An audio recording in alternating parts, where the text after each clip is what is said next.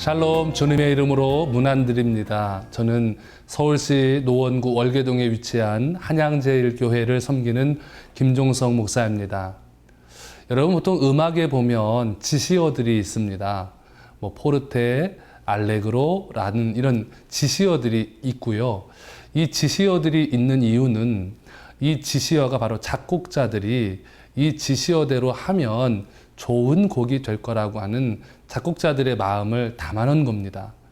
이 음악 안에는 1000개가 넘는 지시어들이 있습니다.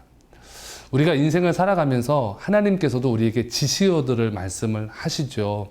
이렇게 살아라, 이렇게 살면 하나님의 은혜가 축복이 임할 것이다 라고 말씀하십니다.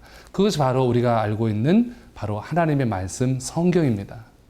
인생을 살아가도록, 축복의 인생을 살아가도록 하나님께서 우리에게 지시어들을 담아놓은 성경을 주셨는데, 그럼에도 불구하고 이 지시어대로 우리가 살지 못할 때가 있습니다.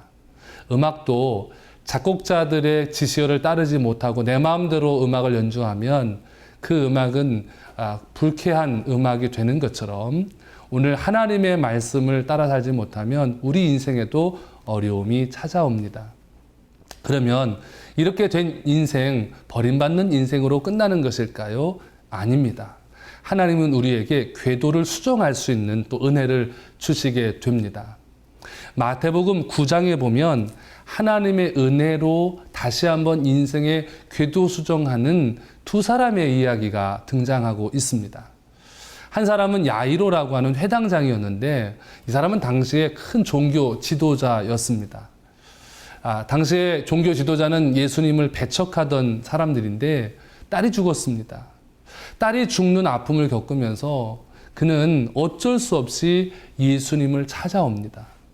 모든 것들을 다 내려놓고 모든 것들을 잃을 각오를 하고 예수님을 찾아왔습니다. 인생의 큰 궤도 수정이 그에게 있었습니다. 그런데 예수님을 만나고 가는 길에 얼마나 다급하겠습니까? 딸이 죽었습니다. 그 딸을 살리러 가는 길이니까 1분 1초가 급한데, 그때 생각지도 못했던 사건이 하나 벌어집니다. 그 사건이 바로 어떤 사건이냐면 12해 동안 혈루증을 앓았던 한 여인이 갑자기 뛰어들면서 소리를 지르게 되고, 거기에서 예수님이 야이로의 딸에게 가는 시간이 지체가 되고 맙니다. 야이로는 이 이야기 안에서 잠시 배제가 되고 이 이야기 안에서 주인공이 되지는 않습니다. 이 이야기 초반에 야이로는 주인공이었는데 어느 순간 혈루증 앓는 여인이 주인공이 되면서 야이로는 이 이야기에서 잠시 퇴장하는 듯한 느낌이 성경 안에 있습니다. 그런데요, 이 여인이 예수님께 뛰어들어서 고침을 받는데 마태복음 9장 21절에 이런 말씀이 있습니다. 이는 제 마음에 그 겉옷만 만져도 구원을 받겠다 함이라 라고 기록하고 있습니다. 이 함이라라고 하는 말이 헬라어로 엘레겐이라고 하는 단어인데요. 이 엘레겐이라는 뜻이 뭐냐면 헬라어로 미완료형입니다. 그리고 하나의 동작을 계속 반복한다라는 의미가 있습니다. 그러니까 이 여자가 예수님의 겉옷을 만져서 병이 나았잖아요. 이 이야기에 여기에 지금 함이라라고 하는 말은 뭐냐면, 이 여인이 예수님을 바라보면서 만지기도 전에 마음속에 계속 이야기합니다. 속으로.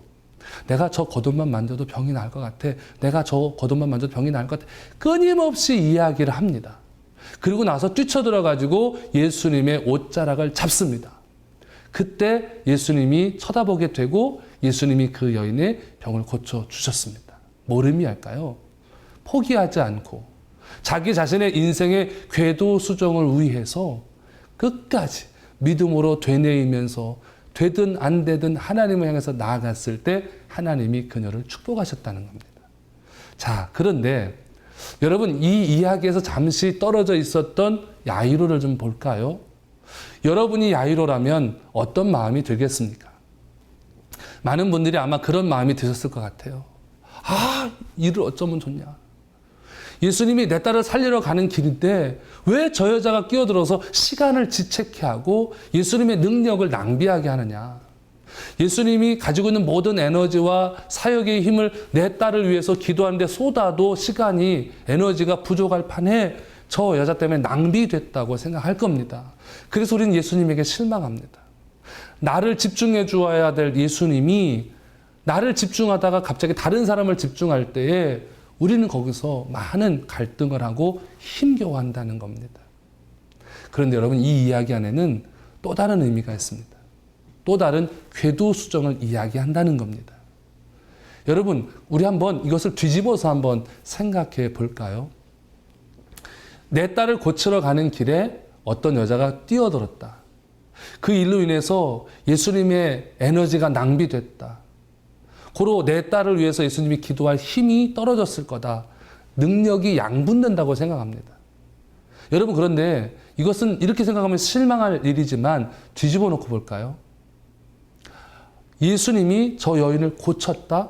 야, 저것을 보니까 더 확신이 생긴다. 예수님이 내 딸을 살릴 수 있는 분이겠구나. 다시 말해, 여기서부터 집에까지 가는 길이 이 여인의 사건으로 인하여 가벼워졌을 수 있다는 겁니다.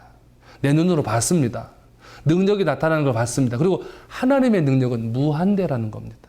여러분, 이것을 본다면 이 사건은 오히려 야이로에게 궤도수정을 할 수 있는 커다란 사건이 됩니다. 무엇을 의미할까요? 야이로의 딸도 살고요, 야이로의 믿음도 키우는 일석이조의 일들이 있었다는 겁니다. 여러분, 초등학교 3학년 교실에서 선생님이 질문을 했습니다. 어린이 여러분, 얼음이 녹으면 뭐가 될까요? 그랬더니 한 친구가 손을 들어서 대답합니다. 네, 선생님, 물이 돼요. 근데 한 친구가 끝까지 손을 들고 있습니다. 답이 나왔잖아요. 그 친구에게 선생님이 묻습니다. 답이 뭐니? 너는 뭐라고 생각하니? 그랬더니 이 친구가 하는 말이, 선생님, 얼음이 녹으면 봄이 와요 라고 말하더라는 겁니다. 그렇습니다. 얼음이 녹으면 봄이 옵니다. 얼음이 녹으면 새로운 시작이 우리에게 허락될 수 있다는 겁니다. 주님을 바라보십시오. 우리의 생각의 궤도수정을 통해서, 삶의 궤도수정을 통해서 고난이 내게 유익이 될 수 있습니다. 내 믿음이 성장할 수 있습니다. 이 은혜가 저와 여러분 가운데 영원히 함께하게 되기를 주님의 이름으로 축복합니다.